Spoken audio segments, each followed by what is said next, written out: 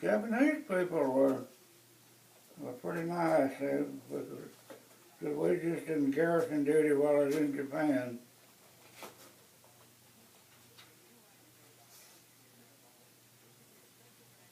That's an explosion of shell in Korea. Oh, wow. What they call a Willie Peter.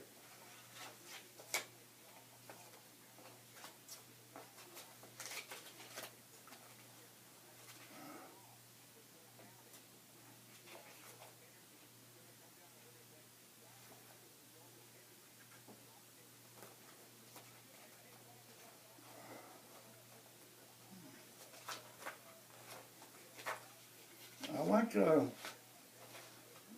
while I was in Japan, I went to see David down at Osaka. We got together in Osaka for 4 or 5 days. That's my oldest brother, David. Okay, yeah. We met each other.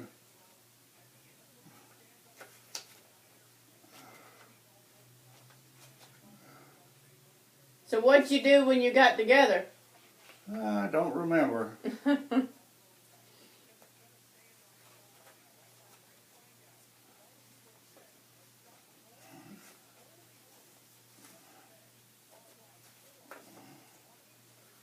Don't remember what we did.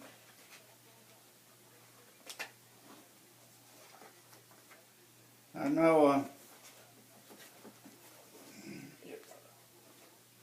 when I went to Osaka, I flew down there with a guy on a football team. This company had a football team at that time. And I got down there, I hired a taxi to carry me somewhere, to carry me to meet David. I forgot where I was going, but he carried me over, pardon the expression, whorehouse, before they ever carried me to the right place. And they carried me about 3 or 4 places before I went to meet David, because I couldn't understand Japanese, he couldn't understand English. We was having trouble talking to one another. But you finally got there, didn't you? Yeah, we finally met each other. Yeah, I think he knew where I wanted to go all the time, but he tried to carry me to the wrong place. And of course, there's a lot of prostitution over there. For some reason, I don't know why. I guess it always is around the army base. Oh, yeah, always is. Yeah. So did you enjoy your time over there? Did you enjoy your time as much as you could? I don't say I enjoyed anything about it, but I say you do what you have to do. Do what you have to do. You wouldn't do it again, would you? No, I wouldn't. When we come back from overseas, we were docked in California. We rode a train from California all the way up for the northern route and come down to Chicago. That is something to say if I had sense to know what I didn't know what I was saying.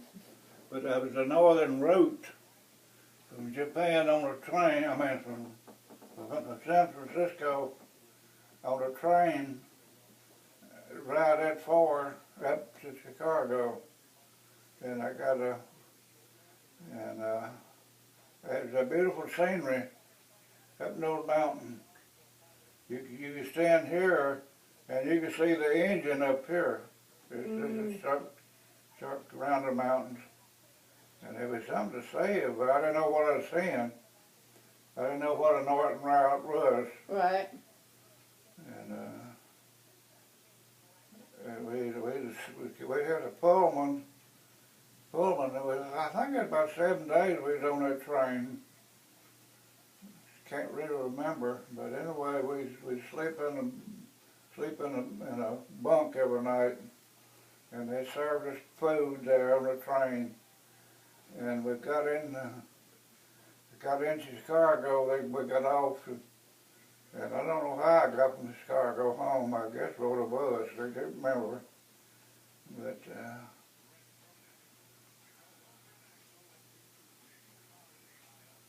We drank a few beers in Chicago. I bet you did. Yeah, that's what I was telling you about a while ago. I bought beer everywhere, but nobody asked me how old I was to this place. Why would ask me how old I was? Because you can tell I looked pretty young. Yeah, you look like you weren't old enough to buy a beer, didn't you? Yeah. I don't know whether you had to be 21 to buy a beer or not, did you? I think so, yeah. Yeah. But nobody ever asked me how old I was before. And in the 2 years that's gone, we used to, when we was in California coming back home, we was in San Francisco, and we'd buy a beer by the gallon jug, the gallon pitcher. And I don't know, that's about all we had to do was drink beer on that time off. I never did drink none until I went in the Army. Never did smoke or drink either one until I went in the Army. That happens with a lot of people. You hadn't got nothing else to do, you pick up bad habits. But they used to give us the cigarettes. I never had smoked and smoked and drank either. I didn't know what drinking a beer was till I went to the Army. But,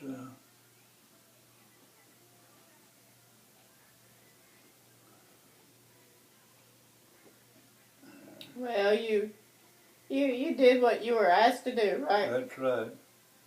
I could hold a M1 rifle like that for so many minutes when I was in Japan. They teach us how to.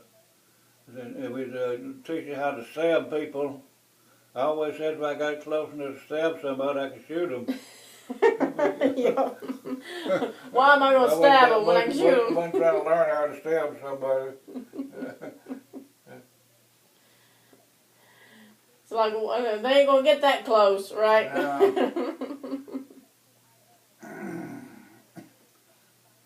I noticed on television where some guy cut some woman's throat. Mm-hmm. How in the world could you cut somebody's throat?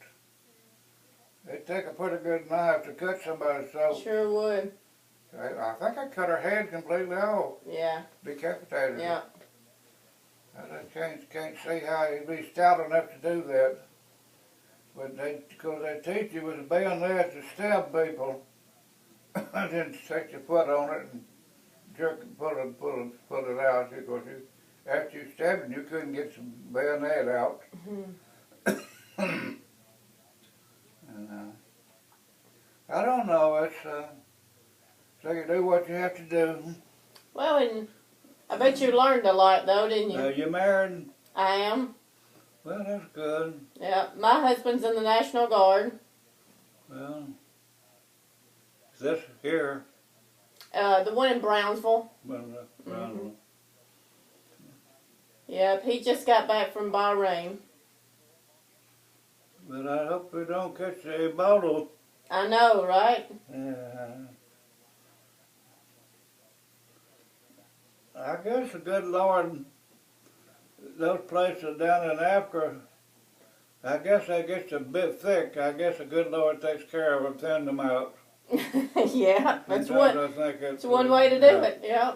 But bad part, they wag that stuff up here. Mhm.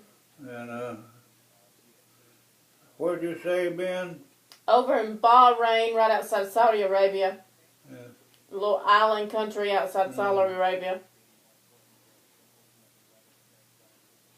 Yeah, he spent a year over there. The National Guard goes that far? Mm-hmm. Not supposed to, but they've sent them all the way to Afghanistan. They use them like another part of the army now. Used and abused.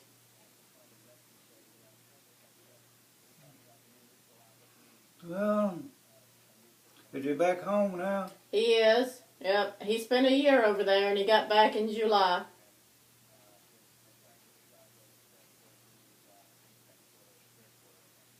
Yeah, he was glad to be home. How long's he been in? 5 years. I didn't know the National Guard went that far from home. Yeah, they've been sending them to Iraq and Afghanistan and all that during the war. They use them like an extension of the army. Yeah.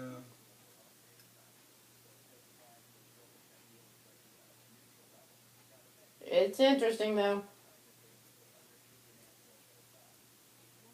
Maybe one day we'll be out of war. Maybe one day we'll be done with war. I don't know what we're fixing to do now. Something's fixing to happen. I know it. It's SIS, whatever that is. Mm-hmm. What does ISIS stand for? That terrorist group. It's a terrorist group overseas. Yeah, I know it's a terrorist group, but I don't know what it stands for. It's just their name, I guess. I don't. I thought it's unusual having 4 people in the service connected at one time. Mm-hmm.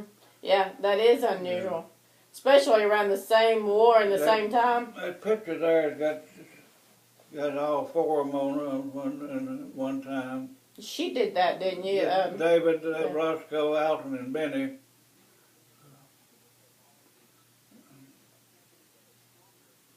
Yeah, you don't get many people who have 4 people at a time No, serving. that's right. When is this paper coming out? It will be out next week, next Wednesday. And this next week's paper? Mm-hmm. It sure will. But I appreciate you taking some time with me. Well, I said I'm not no big storyteller. I don't know much to tell you. Well, that's just as important, though. You don't always have to be killing somebody to be important. Yeah, well, that's what they told us to do. Yep. Lucky I didn't have to do any of that part. Of course, we spend, as I told you a while ago, we spend most of the time trying to stay warm. Right. Keep your feet dry. We sleep in those holes, and had a lot of trouble with rats. You couldn't leave food out. Rats would, of course, you didn't eat anything a rat had ate on. Right. We had to eat all our cookies and things in a metal bin to keep the rats from eating on them. Right. And we learned how to build a stove out of a shell, this exploded shell with diesel fuel and a rubber hose. We'd get that diesel fuel dripping in that shell housing and stay warm. But you had to keep your drip just a certain way, then it'd get too hot. Yep. You had to keep it bend a certain way to keep it drip so much so. It just takes a little effort, but it sure helped a lot to stay warm. I bet it did. Yeah. You learn to manage with what you have, don't you? You learn to deal with what you're given, right? Do what? You learn to manage with what you've got, right? That's right. You just do what you have to do. Mm-hmm. I spent one night out on the MLR. I was just me and 2 more guys, and it's a long night when it's as cold as it is. We didn't have no relief. We was out there just an outpost to see where anybody was coming in to our line. Of course, we were the first one they would kill if they got there. Of course, we lucky again. You didn't Right. have no problem. Didn't have nothing going on that night. But you don't ever know. When I was in the hospital, the preacher come to see me, and he wanted to know if I believed in God. I said, well, if you ever spend the night in the foxhole, you'd pretty well